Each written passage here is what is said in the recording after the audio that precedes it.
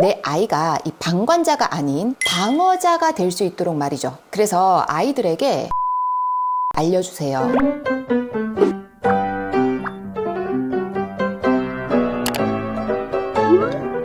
안녕하세요. 디든학교의 하유정입니다. 제가 우리 아이들의 무리짓기, 교우관계에 관한 이야기를 연이어서 전달드리고 있는데요. 이번에는 무리짓기 또는 학교폭력의 가해자도 그렇다고 피해자도 아닌 이 중간에 끼어있는 아이들, 바로 방관자와 방어자 아이들의 특성과 우리 부모님들이 해주셔야 하는 일에 대해서 자세하게 말씀드리도록 할게요. 특히 방관자 아이들이 학급 내에서 절대 다수를 차지하고 있거든요. 제가 지난 영상에서 한 고3 학생이 극단적인 선택을 하기 바로 직전에 남긴 학교 폭력을 당해보니 왜 아무한테도 얘기할 수 없었는지 알 것 같다. 온 세상이 나보고 그냥 죽으라고 소리치는 것 같다. 너희들 소원대로 죽어줄게.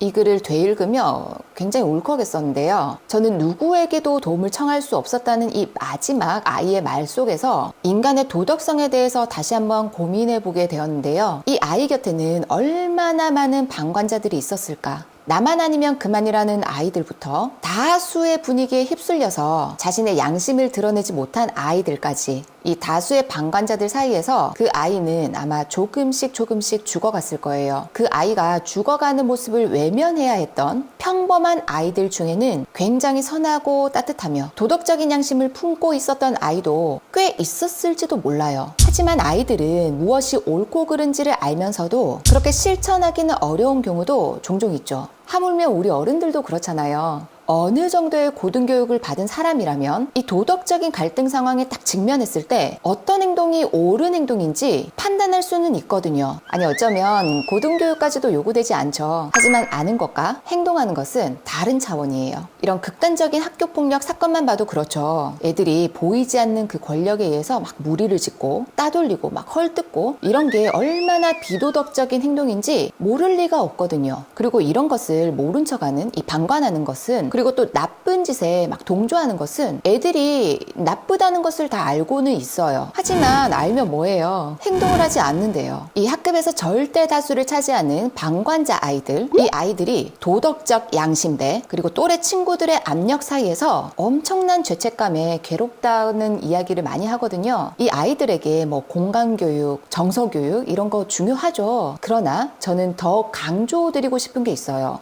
바로 용기예요. 손 잡아줄 용기, 작은 목소리라도 낼 수 있는 용기, 방관에서 벗어날 수 있는 용기, 불의에 타협하지 않을 용기 말이에요. 알면서도 실천하지 못하고 죄책감을 느끼면서도 행동하지 못하는 우리에게 필요한 건 용기입니다. 우리 인간의 소속되고자 하는 그 욕구는 굉장히 본능적이거든요. 이 소속 욕구는 나를 우리라는 관계 속에 묻게 되고 우리와 다른 그 저들을 딱 구분 지으면서 또래를 형성해요. 여기에 딱 모인 그 우리라는 그 집단의 태도나 행동이 비록 비도덕적인 것 같다 라고 인지를 할 수 있더라도 이 아이들이 나쁜 행동과 그 태도를 이렇게 선택하게 되는 것은 거의 본능적이거든요. 아이들이 놓여있는 이 친구 관계에서 받는 압력과 무리를 지으려는 이 본능적인 욕구 사이에서 도덕적으로 판단하고 양심적으로 행동하고 또 나쁜 행동에 저항을 하려면 얼마나 큰 용기가 필요할까요? 아이가 학교에서 친구들이랑 무슨 역할놀이를 하면서 노는데 어떤 친구가 와서 같이 놀고 싶다고 했대요. 그러니까 물의 중심에 있는 한 아이가 역할이 다쳐서 안 되는데 막 이랬다는 거예요. 그래서 그 아이가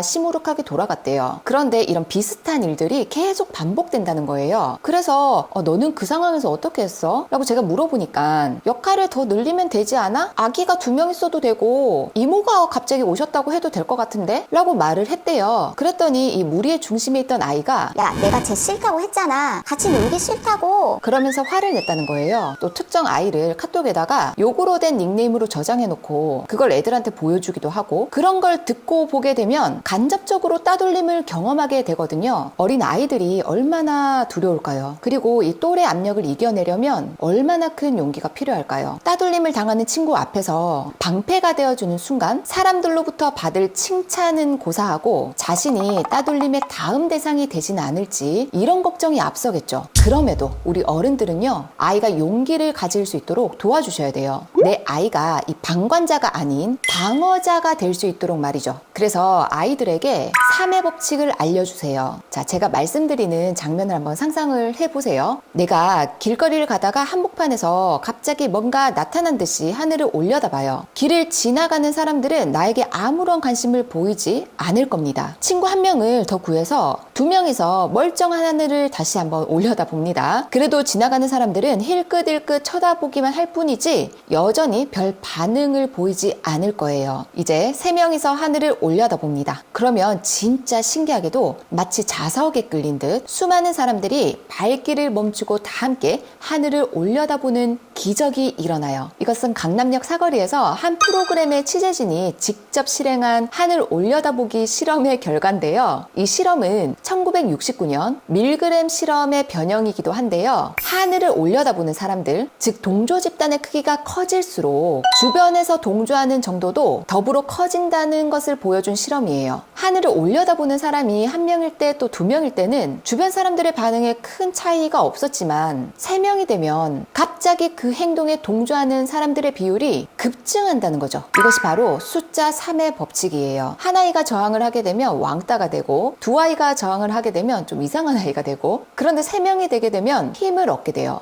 상황을 좀 바꾸고 싶다면 뜻을 같이 하는 3사람을 모으는 게 엄청 큰 힘이 된다는 것을 알려주세요. 이 숫자 3의 법칙을 알게 되면 이 학교 폭력 장면에서의 방관자를 방어자로 전환시킬 수 있는 굉장히 큰 실마리를 얻을 수 있어요. 1968년 빔 라타네의 방관자 효과 실험도 떠오르는데요. 주위에 사람이 많으면 많을수록 어려움에 처한 사람을 돕지 않는다는 현상을 말해주고 있는데요. 구경꾼 효과라고도 해요. 어려움에 처한 사람 주위에 사람이 많게 되면 도와줄 확률이 떨어진다는 거죠. 이건 지켜보는 사람이 많으니까 내가 아니더라도 누군가는 좀 도와주겠지, 이런 심리적인 요인 때문인데요. 자신의 책임을 회피하는 책임 분산인 거죠. 아, 내 아이만 피해보지 않으면 상관없어. 이런 마음은 버려주셔야 됩니다. 피해자는 누가 될지 몰라요. 아이에게 용기를 가르쳐 주셔야 돼요. 인간은 이런 각종 상황들에 굉장히 큰 지배를 받지만 너무나도 희망적인 것은 이 상황 자체를 바꿔버리는 것도 인간이에요. 그거 혹시 기억나세요? 지하철 앞에서 그 어떤 할아버지가 다리가 끼었던가? 그래서 거기 있었던 사람들이 다 같이 그 지하철에 밀어가지고 할아버지 구해드렸던 일. 언제였더라? 어쨌든 기억나시죠? 그런데 이게 다 같이 막 하나, 둘, 셋 이렇게 동시에 일어난 일일까요? 아니에요. 처음 누군가 1명, 그리고 2명, 3명이 그 무거운 지하철 한번 밀어보겠다고 전철에 딱 손을 대니까 수많은 사람들이 거기에 동조한 거예요. 만약 1명이서 낑낑대면서 그걸 밀려고 했다면 미친 것처럼 보였겠죠. 어떤 이 소수의 이 3명 정도의 사람이 전체를 바꾸기도 하는 거예요. 이것도 인간의 능력이에요. 상황을 긍정적으로 바꿔버리는 거. 그래서 이 상황을 바꿀 3사람을 기억해 주세요. 3의 법칙. 3은 이 집단이라는 개념을 형성하는 가장 기본 단위가 되거든요. 그래서 이 방관자 아이에게 야, 너 양심은 있어? 그걸 어떻게 모른 척해? 이러면서 야단치거나 막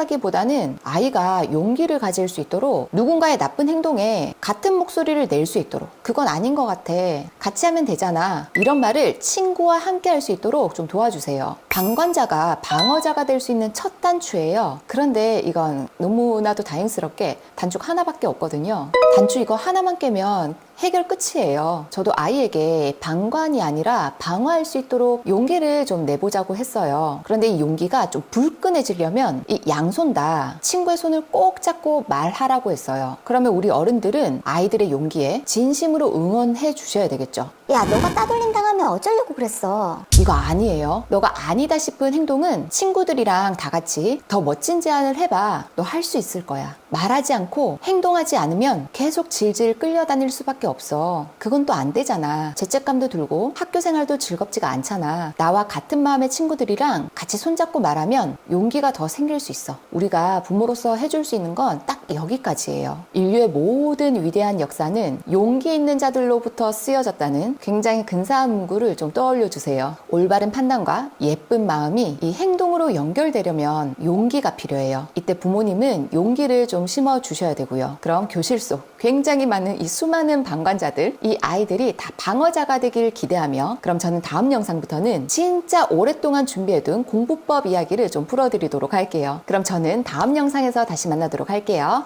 안녕!